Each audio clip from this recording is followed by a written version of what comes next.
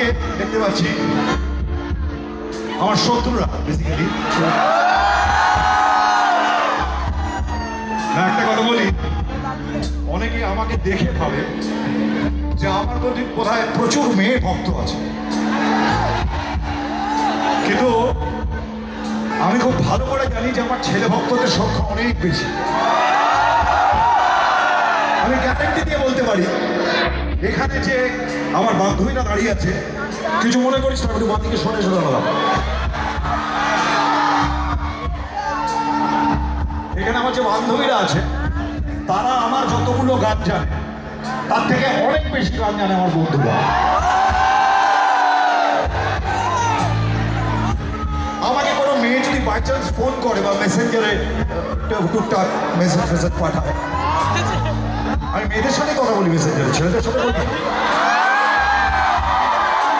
পৃথিবীতে কি আছে মেয়ে ছাড়া সহ্য করার মতো?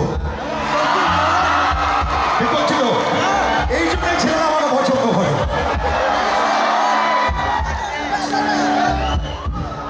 তো আমি তারা যদি জিজ্ঞেস করেছি গান, আমার গান শুনিস? ওরা বলে হ্যাঁ গান শুনেছি।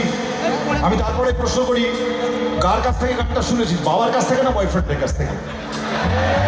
এবং 10 জনের মধ্যে 9 জন বলে হয় তার বয়ফ্রেন্ড, নইলে বর, নইলে বাবার কাছে।